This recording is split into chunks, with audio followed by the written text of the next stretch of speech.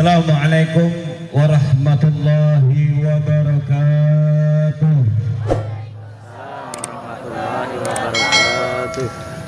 Bismillahirrahmanirrahim. Alhamdulillah.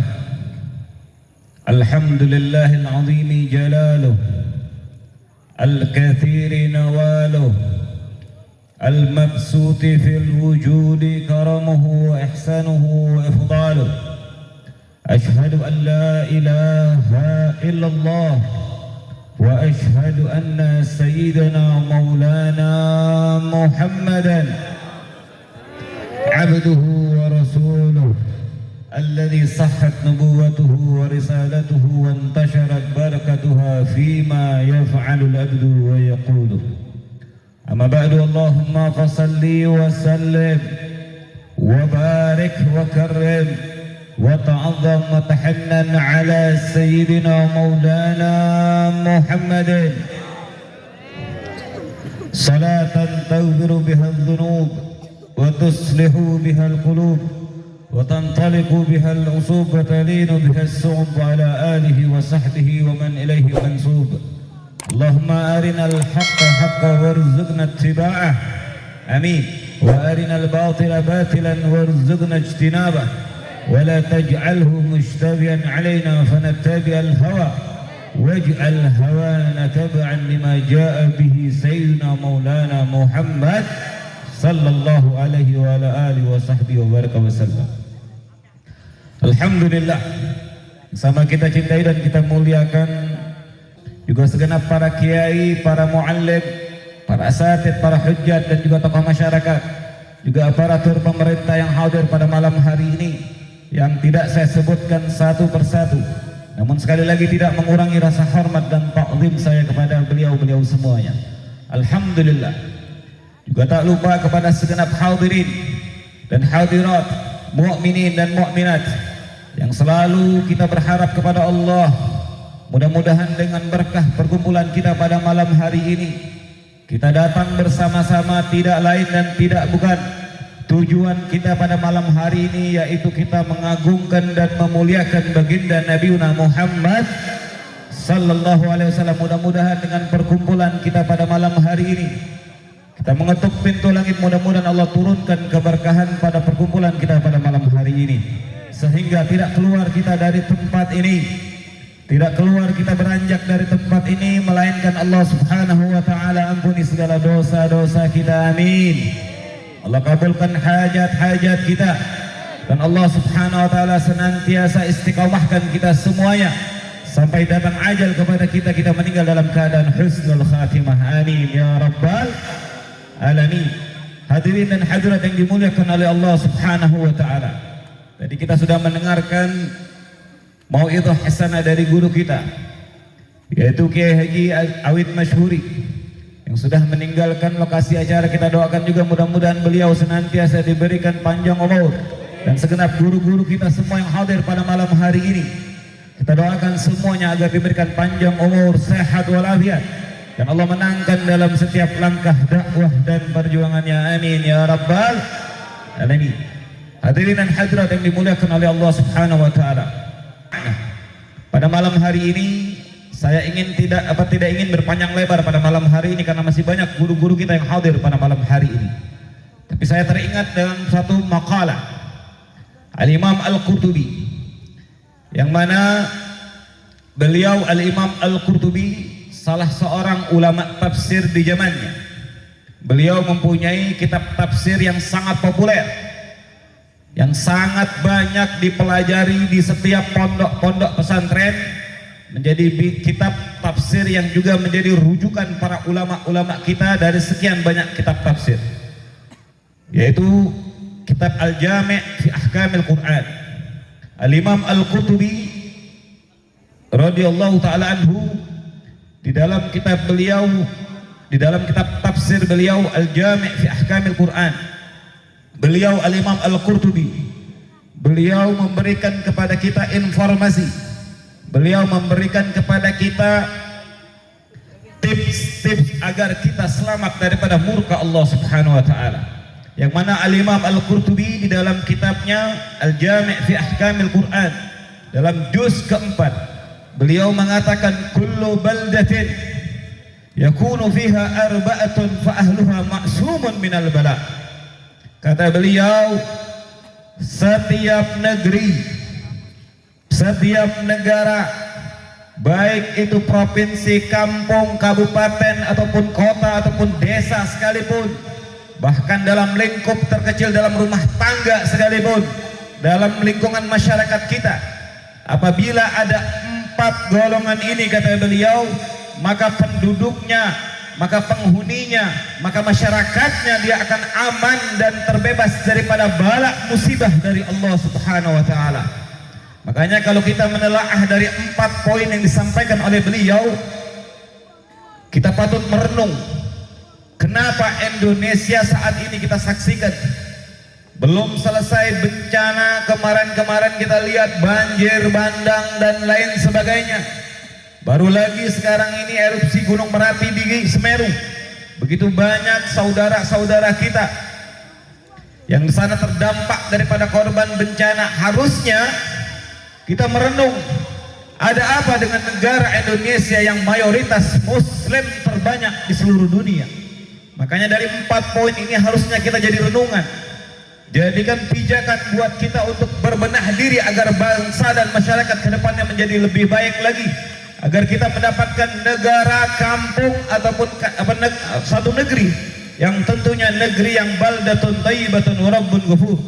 Makanya Al-Imam Al-Qurtubi beliau mengatakan, kata Al-Imam Al-Qurtubi, kalau di satu negeri ada 4 golongan ini, kata beliau, maka kampung tersebut akan aman daripada murka Allah, aman daripada bala dari Allah Subhanahu wa taala. Kata beliau yang pertama, imamun adilun la yuzlim. Kalau satu negeri ada seorang pemimpin yang adil, la yuzlim, dia tidak berbuat zalim, maka salah satu kuncinya untuk negeri tersebut dia akan dijaga dan aman daripada bala musibah dari Allah Subhanahu wa taala. Sekarang pertanyaan saya, kira-kira nih sudah ada belum? Sudah ada belum? Takut amat sih. Udah ada belum? Tuh imam yang adil la yuzlim. Sekarang ini kita diperlihatkan. Saya bukan provokator, bukan. Kita sudah lihat. Banyak sekali kita lihat ini sekarang ini ketidakzaliman dipertontonkan di hadapan kita. Ketidakadilan banyak sekali kita lihat.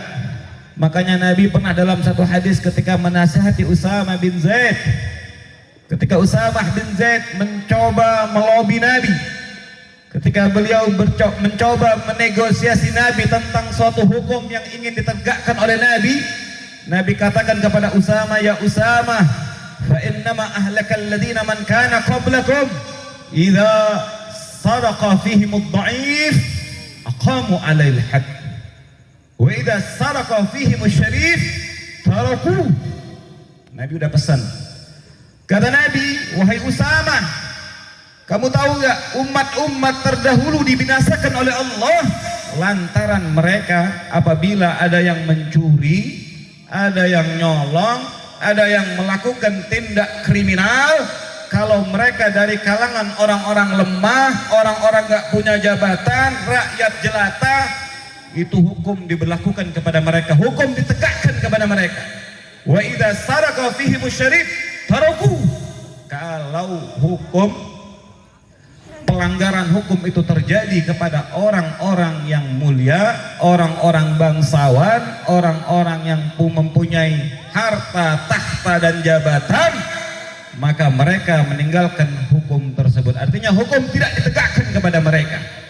Saat ini sebagaimana sering kita dengar peribahasa, hukum itu tajam ke bawah, tumpul ke atas. Itu salah satu faktor bagaimana Nabi pernah menegur Usamah bin Zaid tatkala hukum Allah dipermainkan. Terlebih dalam negara kita ini yang kita cintai tentunya. Kalau umat muslim gak usah diajari. Kita nggak mungkin bakal melawan pemerintah, haram hukumnya kalau kita ngaji. Saya juga di pesantren 15 tahun diajarin taat sama pemimpin itu nggak usah diajarin, contoh saja. Kita ambil contoh, kita kalau ngaji umat Islam itu nggak usah diajarin buat taat sama pemimpin. Adapun kalau mengkritik wajar, kita ambil contoh filosofi dalam sholat. Yang namanya orang sholat itu secara tidak langsung gambaran bagaimana seorang bawahan, seorang rakyat dipimpin sama apa? Pemimpinnya. Contoh, kita kan udah biasa jadi makmum dalam sholat. Nah, sholat itu kalau kita lihat dari berbagai aspek dalam kehidupan kita, contoh dalam bernegara itu sudah diajarkan jauh-jauh hari. Kalau kita dari sholat saja kita bisa ambil contoh. Dari sholat kita bisa ambil contoh. Contoh, seorang makmum ketika dia sholat sama imam, belum pernah saya lihat ataupun ada pendapat yang mengatakan kalau makmum tidak ngikutin imam atau terlambat dari gerakan imam itu sah sholatnya. Yang namanya orang berjamaah ngikutin imam, kalau imam ruku, makmum wajib ruku, imam sujud, makmum wajib sujud. Sekalipun kalau kita lihat dalam hukum sujud sahwi saja, imam yang melakukan kesalahan begitu dia disunahkan sujud sahwi, kita yang tahu kalau kita nggak melakukan kesalahan wajib ikutnya. Sujud sahwinya hukumnya wajib. Jadi kalau kita belajar dalam hukum sholat saja, itu nggak usah diajarkan lagi kalau kita bicara tentang kepemimpinan dalam Islam. Itu contoh paling konkret dalam sholat. Kalau imamnya salah bacaan, wajar ditegur sama makmum, betul nggak? Imam kagak fasih, ditegur sama makmum. Atau imam bacaannya salah, ditegur, wajar nggak? Kewajiban bagi si imam harusnya sujud. Imam harusnya sujud, dia malah bangun. Tugas kita di belakang imam sebagai makmum wajib nggak ingetin? Wajib. Itu filosofi dalam sholat. Jadi kalau imam nggak mau dikritik, jadi imam budek, betul nggak? Ya kalau imam budek ditegur, apa yang diwajibkan oleh makmum? Mufarokoh. Dalam sholat begitu, betul nggak? Kalau imam melakukan, makanya kalau kita ngaji dalam kitab Safina, di antara kita ngaji, ini ngaji, saya nggak cerita apa-apa nih, ngaji tong ngaji. Oh jangan terjemahin macam-macam, ini ngaji. Dalam kitab Safina itu kalau kita ngaji, di antaranya ada syurutul iktida ahada asyar. Syarat bermakmum itu ada 11. Yang pertama disebutkan an la ya'lamal ma'mum butlana salati imamihi bihadathin au ghairihi. Di antara syarat sah berjamaah adalah makmum tidak mengetahui batalnya salat imam baik karena faktor hadas ataupun selain daripada hadas. Tuh, berjamaah itu sudah contoh paling konkret untuk kita taat kepada seorang pemimpin. Kita nggak pernah pandang imam itu mau dia lebih jelek dari makmum, mau dia lebih ceking dari makmumnya, nggak pernah protes makmum, betul nggak? Dia mau suaranya ibaratnya kurang kenceng, nggak protes. Yang penting ikut imam, hukumnya nggak pernah pandang imamnya mau dari mana. Kadang-kadang imamnya orang Sunda, makmumnya orang Jawa. Kadang imamnya orang Jawa, makmumnya ada orang Batak, orang Sunda, segala macam. Dalam sholat itu sudah diajarkan sama kita untuk taat dalam kepemimpinan. Jadi nggak usah diajarkan kita untuk taat. Sudah biasa, kita udah tahu ilmu dalam sholat itu contoh paling konkret. Kalau imam melakukan kesalahan, maka yang diwajibkan oleh makmum, kalau imam nggak sadar, nggak ditegur, nggak mau, mufarokoh. Tapi jangan antum artikan itu, wah berarti kita ini nggak juga. Diingatkan dulu, ditegur. Ini dalam sholat. Kalau memang sudah begitu dia melakukan dan kita yakin makmum batal ini sholat imam, wajib mufarokoh. Ya sholat masing-masing. Nggak boleh kita ngikutin imam. Misalnya imam harusnya sujud, dia ninggalkan sesuatu yang dapat menyebabkan batal sholat, nggak boleh ngikut. Duduk kita nunggu. Kalau dia masih gak sadar, diingatkan subhanallah, masih dia terus lanjut, mufarokoh masing-masing sholatnya. Itu dalam sholat. Dan kita nggak boleh protes kalau kita berjamaah dengan imam. Nah imam kadang-kadang sudah ditegur, dikasih tahu kan caranya, ada adabnya, ada etika. Adab dalam memberitahu imam juga ada adab, ada akhlaknya, diatur dalam Islam itu. Ada caranya.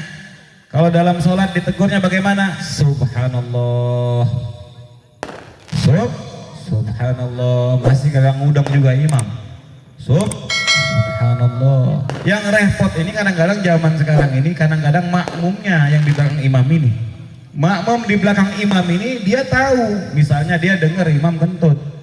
Dia dengar imamnya kentut, pret misalnya. Ya imam juga kadang-kadang bodoh juga. Udah tahu kentut kagak minggir, dia ganti kan harusnya kan. Udah tahu udah kentut, minggir harusnya kalau dalam sholat. Ini kita sekitar sholat. Minggir. Makmum yang di belakang karena dia kepengen nutupin kesalahan imam karena buang angin, dia ngangkat suara biar nggak kedengeran kentutnya imam. Allahu Akbar. Padahal imamnya kentut. Tuh, makmum yang belakang nutupin suara kentut imam. Makmum yang di belakang tahu, ngasih tahu kan harusnya mufarokoh.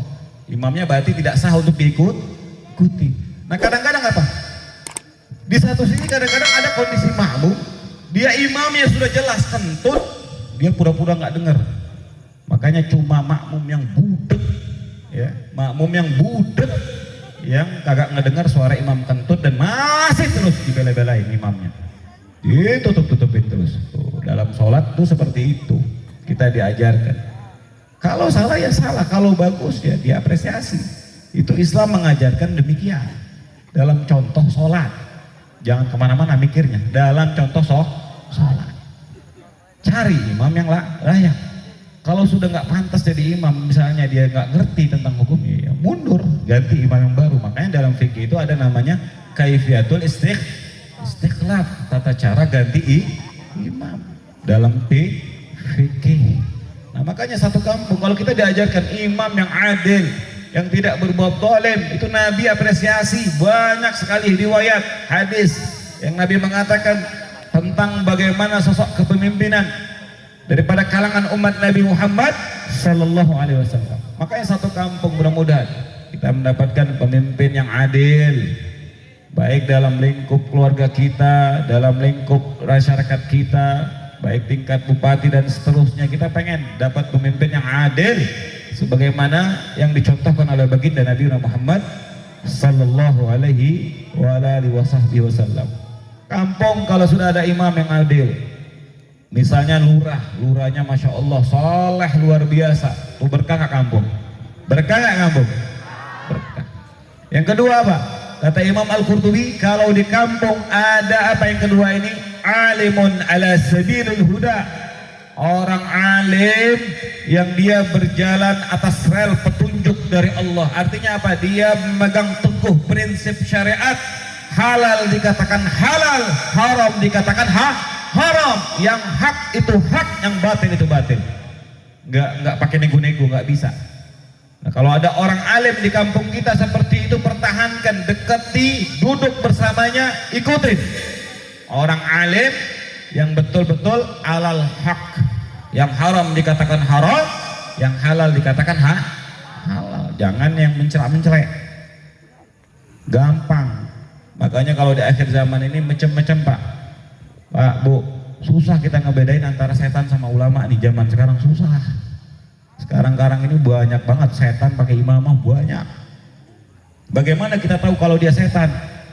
Yang keluar dari lisannya, fatwanya selalu menyelisihi daripada syariat Nabi Muhammad SAW. Makanya saya punya guru itu sering ngomong, kalau kita mau ngikutin ulama gampang, kalau mau cari ulama yang lurus itu gampang. Lihat bagaimana barometernya syariat Nabi. Kalau yang dikatakan oleh Nabi halal dia ikutin, kalau yang dikatakan Nabi haram dia jauhin, ikutin yang kayak begitu. Kalau Nabi bilang ke kanan dia ke kanan, kalau Nabi ke kanan dia ke kiri, setan itu. Setan. Banyak gak sekarang? Banyak sekarang ini, macam-macam. Makanya cari ulama yang istiqomah. Nah, kemudian berikutnya apa kata Imam Al-Qurtubi? Nah ini tidak kalah penting. Yang ketiga kata Imam Al-Qurtubi, wa masyayikh ya'muruna bil ma'ruf wa yanhauna 'anil munkar wa yuharriduna 'ala talabil ilmi wa qiraatil Qur'an. Orang tua, masyayikh, orang alim ataupun guru-guru yang sejatinya selalu mengajak kepada kebaikan dan mencegah daripada kemungkaran. Nah, kira-kira Pak, saya mau tanya nih, kalau FPI memberantas miras di kampung kita, Bu, Pak, kira-kira didukung apa enggak? Dukung apa enggak? Dukung apa enggak, Bu?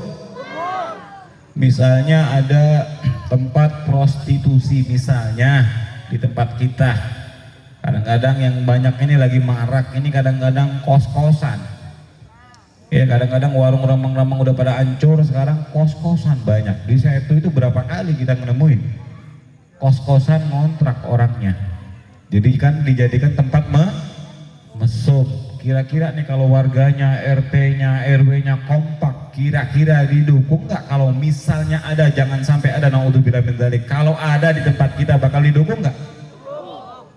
Wajib didukungnya. Orang amal ma'ruf nahi munkar, jangan amal ma'ruf doang. Kalau ke masjid doang, yang baik-baik doang, banyak, semuanya bisa insya Allah mampu. Yang paling susah itu mencegah kemungkaran, paling susah. Makanya kalau ada dua amal ma'ruf nahi munkar ini, kata Imam Al-Ghazali, Kutubuddin, ini tiang agama, pondasi agama, ini gak bisa dibedakan, gak bisa dipisahkan. Kalau amal ma'ruf harus ada nahi munkar.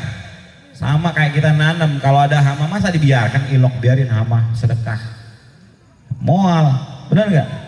Yang namanya amal ma'ruf nahi munkar ini dua hal yang tidak bisa dipisahkan.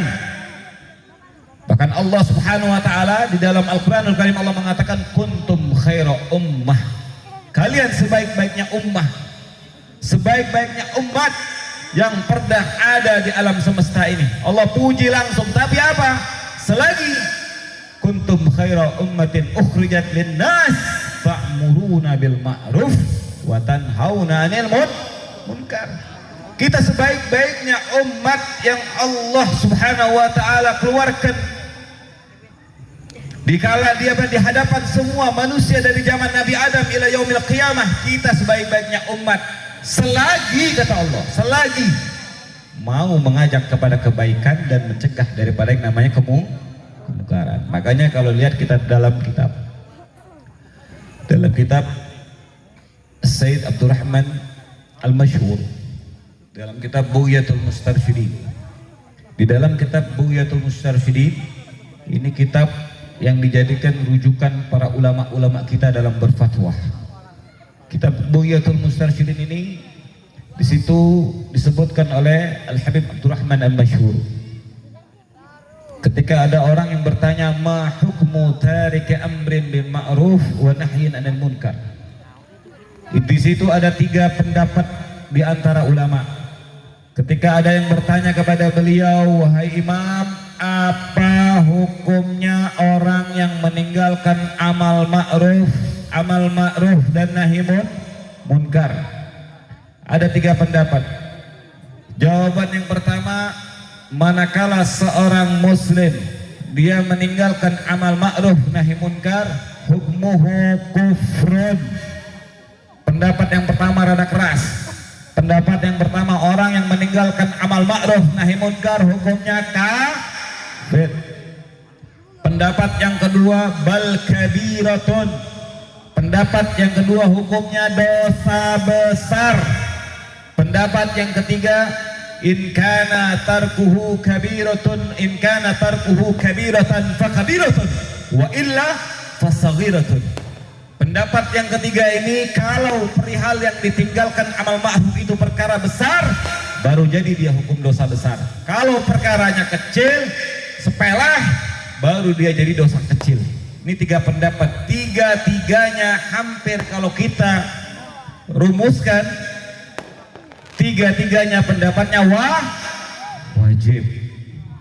Tuh kalau ada orang yang ngajak amal ma'ruf nahi munkar, ada majelis taklim, orang tua yang mengajarkan ilmu, ada bocah-bocah kecil orang tua yang mengajarkan tadarus Quran, ada orang yang mau belajar baca tulis Al-Quran. Tuh kampung bakal aman, kampung tersebut bakal jauh dari balak musibah dari Allah. Makanya kalau kita lihat zaman sekarang gak heran, kita di kampung kadang-kadang mayoritas muslim, kadang cekcok sama keluarga, sama tetangga, sama saudara, kadang cekcok. Kenapa? Kenapa bisa begitu?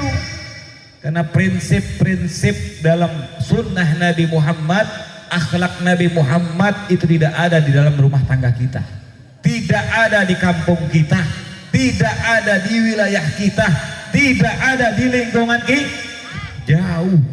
Makanya gampang cekcok. Syariat sudah jauh. Yang terakhir kata beliau gak kalah penting, kenapa marak begitu musibah begitu banyak?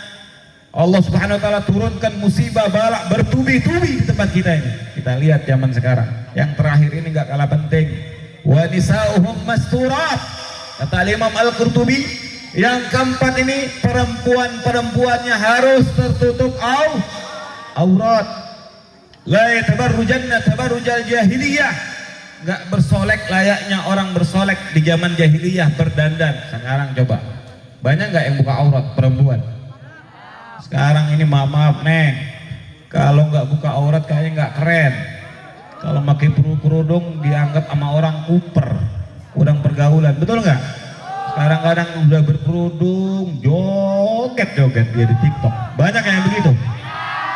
Oh, baik-baik lu pulang rasanya tobat lo.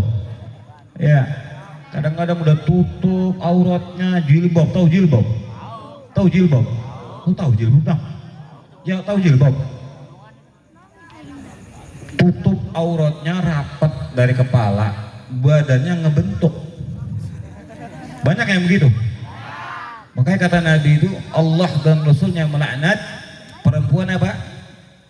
Perempuan yang seperti berpakaian tapi seperti telanjang. Perempuan yang berpakaian tapi seperti telanjang. Al-mutarajjilat minan nisa, kata Nabi. La'anallahu wa rasuluh al-mutarajjilat minan nisa, perempuan yang pakai baju tapi kayak telanjang, dilaknat sama Allah dan Rasulnya. Bajunya ngotot, ngebentuk, itu segala macam, kedonglong, ada yang pepaya, segala macam. Banyak yang begitu. Inna lillahi. Banyak sekarang ini.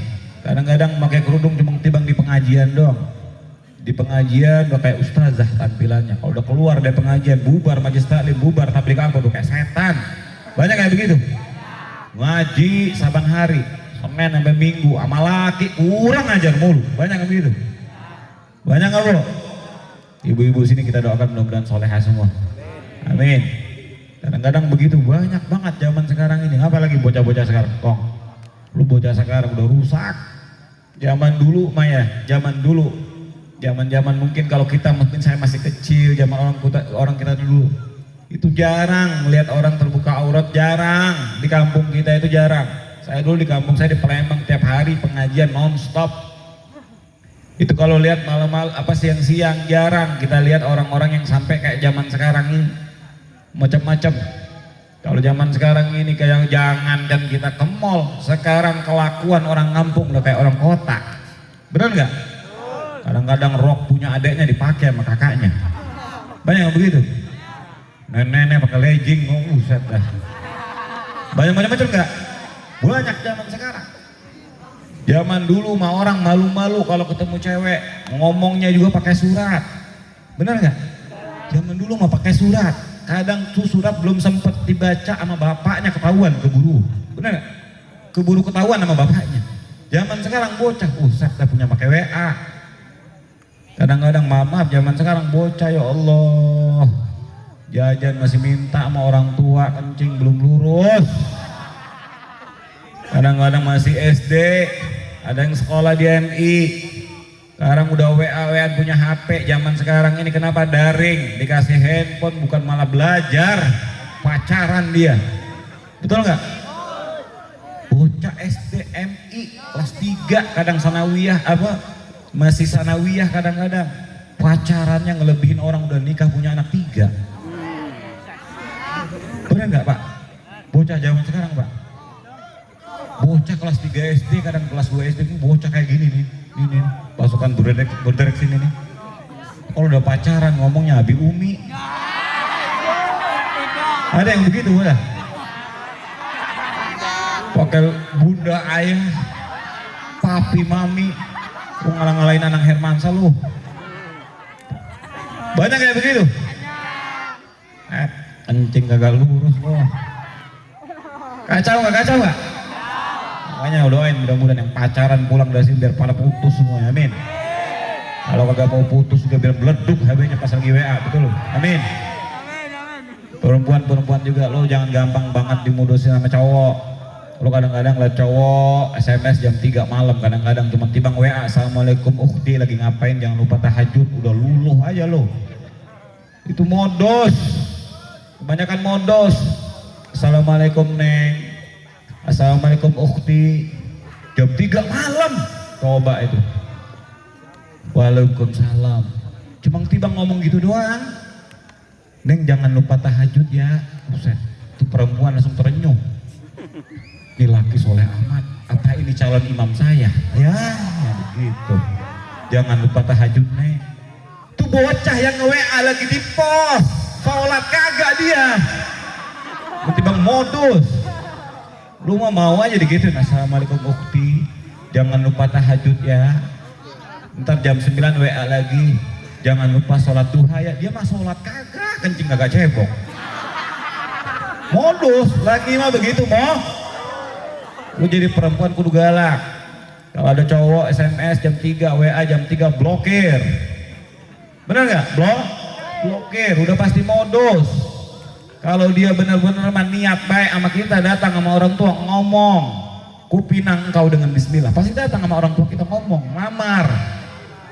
WA di modus, cewek zaman sekarang ya Allah, cuman tibang dikasih kata-kata puisi, itu get copy paste dari Google.